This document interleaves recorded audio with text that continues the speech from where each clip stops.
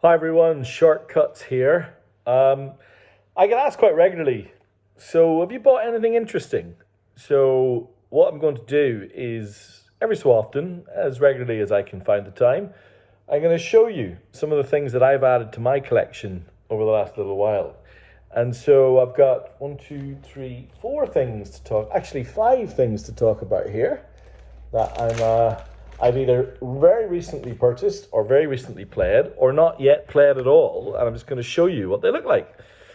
You can decide whether these are interesting or not. So, week before last, my 11-year-old Finbar and I we held a stall at the Newtown Record Fair in inner West Sydney, and it was beautiful. I loved it, and I've thankfully got an invite to the next, which is on March 3rd. And this is, I bought a few records at the fair, but this is my favorite. This is Betty Davis's record. I think, we'll get the exact title right, if I can remember. It is They Say I'm Different. Now, this is the middle record of three that she released in her lifetime. There was an additional one that was released, or maybe one or two after she kind of retired from the music industry. So there's, I've got all of these. I've got this and this. I'm not really into this. I don't enjoy it. And this one, the middle record, has been on my to find list for quite some time. Now, this record label is this record label, Light in the Attic, have a pretty interesting history of re-releases. I've got a few. They did some Bill Withers and some soul records back in the day, and they're excellent. There's been a few that have been a bit more questionable, but I, in general, really like Light in the Attic. And look at what they've done with this. The Obi, which is actually adhered, kind of in a funny way, adhered to the record. They've got a really nice gatefold.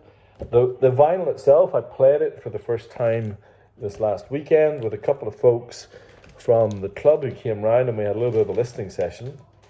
It's beautiful. It really is.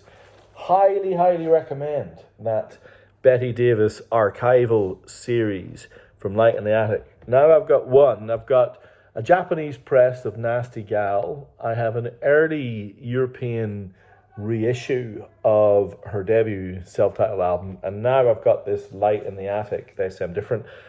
I think the Light in the Attic is the best sounding of the three. So that's got me thinking about trying to track down the other two.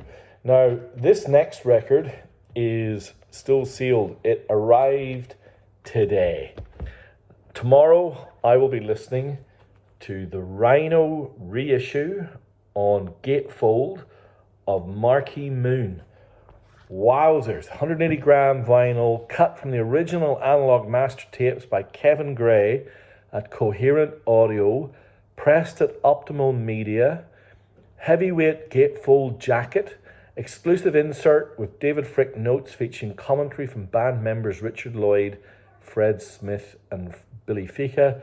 Limited numbered edition of 5,000. I'm just going to see if I can see where the numbering is.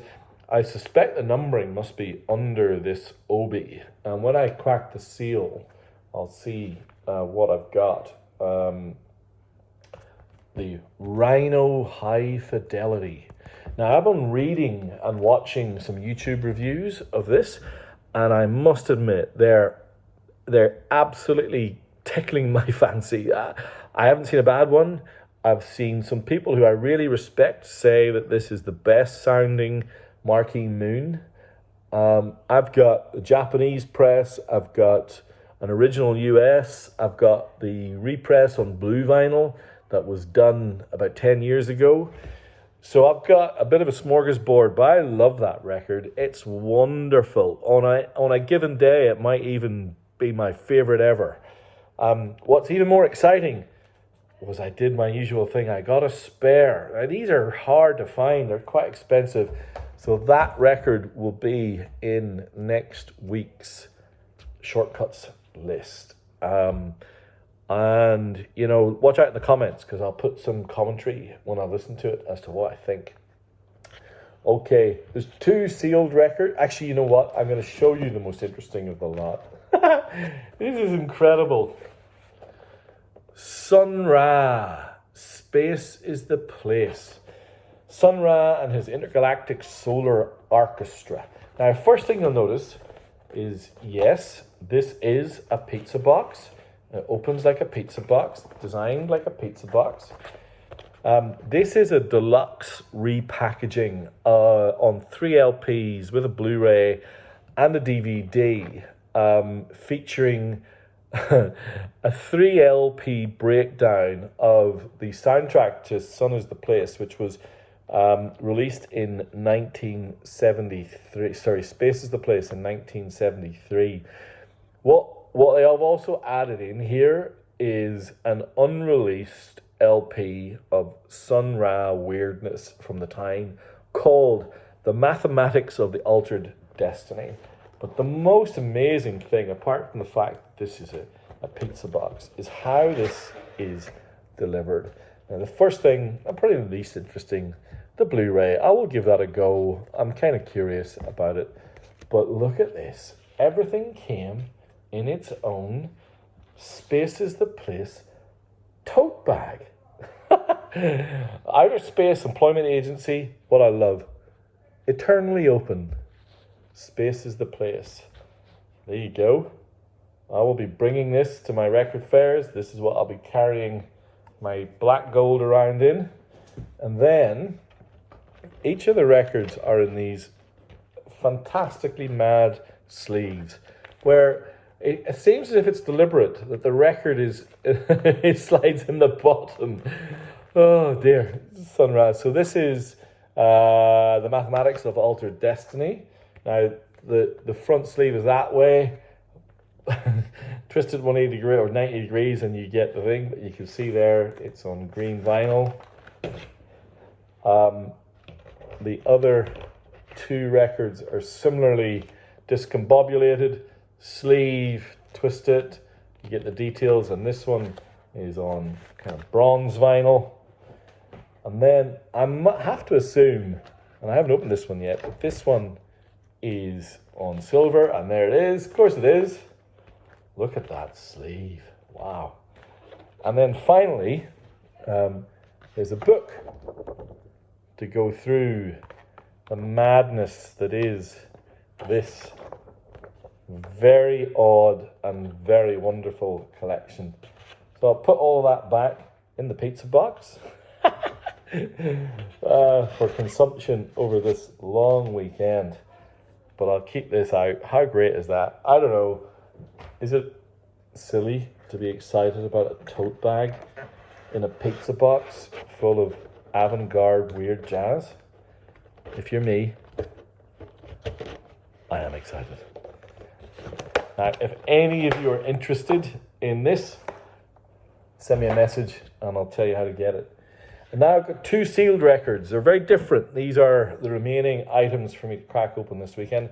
This one is Alligator Boogaloo by Lou Donaldson, Melvin Nasty on cornet, Lou Donaldson alto sax, George Benson on guitar, Lonnie Smith on organ, and Leo Morris on drums. Leo Morris, of course, being Idris Muhammad before he changed his name. I'm very excited about this. And then finally, the weirdest of all. Now, the story here is, I found this out through various means, that there was this link to a record in Amazon Asia for $2, and that included postage. And I clicked on it and bought, thinking, you never know. All these things always get cancelled, except this one arrived today. Better Red Than Dead. Now look, it's in pretty nasty nick. It's obviously been banged around because it's an original from 1996, and it's to do with a